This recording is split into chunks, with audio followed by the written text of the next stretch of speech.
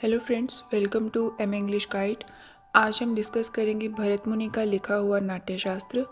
थोड़ा कॉम्प्लिकेटेड है ये टॉपिक क्योंकि हिस्टोरियंस को भी इसके बारे में क्लियर इन्फॉर्मेशन नहीं है। कुछ फैक्ट्स हैं जिन पर सब एग्री करते हैं और कुछ पर नहीं, लेकिन आपको ज़्यादा परेशान नहीं होना है क्योंकि हमारे सिलेबस में सिर्फ चैप्टर 1 ही मैंशनड है और ज़्यादा डिटेल में MGSU एग्ज़ाम में क्वेश्चंस भी नहीं पूछे जाते हैं। टॉपिक पर डिस्कशन स्टार्ट करने से पहले हम देखते हैं प्रीवियस ईयर्स में MGSU के पूछे हुए क्वेश्चंस।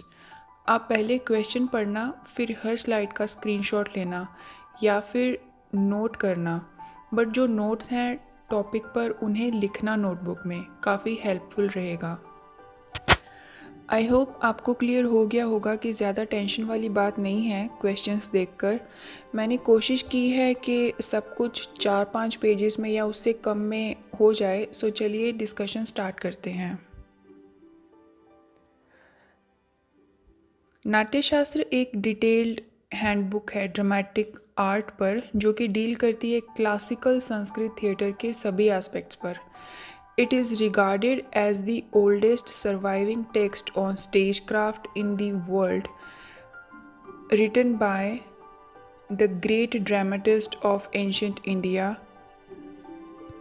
भरत मुनि के नाट्यशास्त्र को the poetics of Indian drama भी माना जाता है। अब बात करते हैं ओरिजिन की, कि क्या ऐसी ज़रूरत पड़ी कि नाट्यशास्त्र लिखा गया। अगर हम वैदिक लिटरेचर की बात करें तो हमें पता लगता है कि वैदिक रिचुअल्स और सेक्रीफाइसेस के दौरान songs, dance, actions, dialogues perform किए जाते थे और अकॉर्डिंग टू नाट्यशास्त्र सब देवता या गॉड्स मिलकर ब्रह्मा जी के पास जाते हैं और उनसे रिक्वेस्ट करते हैं कि कुछ ऐसा प्रोड्यूस करें जो कि सभी के लिए बेनिफिशियल हो, जिसे सभी लोग एंजॉय कर सकें। मतलब इन रिचुअल्स और सेक्रीफाइसेस के बाद होने वाली थकान को दूर करने के लिए entertainment. I think Brahma ji ने ये बात मानते हुए 5th वेद को क्रिएट किया, पहले के 4 वेदों में से ज़रूरी पैसेजेस लेते हुए। रेसिटेशन या रीडिंग्स लिए ऋग्वेद से, म्यूज़िक और डांस सामवेद से, the art of acting from Yajurveda and रसा के एलिमेंट्स लिए अथर्ववेद से।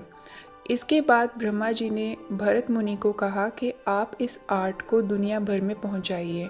वैसे कंसेप्ट तो ये भी है कि नंदिकेश्वर मुनि ने इन्हें इस नॉलेज में ट्रेंड किया। नाट्यशास्त्र में डांस, म्यूज़िक एंड डायलॉग्स के लिए ही डायरेक्शंस नहीं दिए हुए हैं, बट सारी एसेंशियल चीज़ें हैं जो कि एक्टर्स और ऑथर्स को पूरी तरह से थिएटर आर्ट्स के लिए गाइड करती हैं। ये हुई ओरिजिन की बात। अब बात करते हैं डेट एंड ऑथरशिप की। नाट्यशास्त्र को डेट करना इज़ क्वाइट डिफ़िकल्ट और अलग अलग हिस्टोरियंस अलग अलग ओपिनियन रखते हैं। कुछ कहते हैं कि ये एक आदमी का काम हो ही नहीं सकता, बट एक स्कॉलर हैं इंडियन क्लासिकल डांस के, कपिल वात्स्यायन, ये कहते हैं कि ये ओनली 1 पर्सन ने ही लिखा है और इसका रीज़न है द यूनिटी ऑफ टेक्स्ट। जिस तरह से सब चैप्टर्स लिखे हुए हैं और काफ़ी चैप्टर्स में प्रीवियस चैप्टर्स का भी रेफरेंस है और कुछ चैप्टर्स में बाद के चैप्टर्स का भी रेफरेंस है, तो ऐसा मान सकते हैं कि ये सिर्फ सिंगल पर्सन का ही काम है।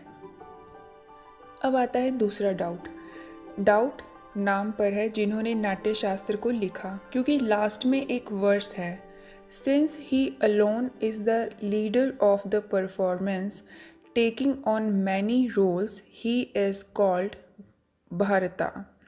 तो इससे ये इंडिकेशन भी मिलता है कि शायद ये एक जेनेरिक नाम है या फिर एक एक्रोनिम है, क्योंकि अगर इसको तोड़कर देखा जाए तो भा से भवा और रा से रासा और ता से ताला बनता है और नाट्यशास्त्र इन्हीं के बारे में तो है।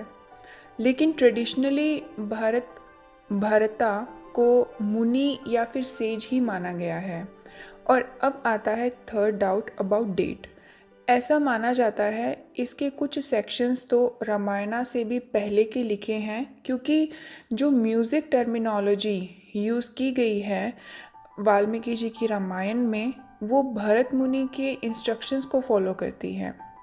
तो इन सब के चलते ऐसा मान लिया गया है कि ये बिटवीन 200 BCE या बिटवीन 200 BCE एंड 200 CE में लिखा गया है, बट कंफर्म कुछ भी नहीं है। नेक्स्ट है title and setting. Natya Shastra as we all know Sanskrit में लिखा हुआ है और इसमें अराउंड 6000 सूत्रास या वर्स स्टेंजास हैं। द टाइटल नाट्य शास्त्र can be loosely translated as a compendium of theatre or a manual of dramatic arts। और नाट्य शास्त्र नाम से ही क्लियर है कि ये नाट्य या नाटक, जिसे हम ड्रामा भी कहते हैं, और इटिमोलॉजिकली रूट पर गौर करें तो नट का मीनिंग डांस भी होता है। अब नेक्स्ट स्लाइड से स्टार्ट होती है नाट्य शास्त्र के चैप्टर 1 की समरी। नाट्य शास्त्र के स्टार्टिंग में बताया जाता है कि कुछ सेजेस या ऋषि मुनि भरत मुनि के पास आते हैं और 5 क्वेश्चंस पूछते हैं।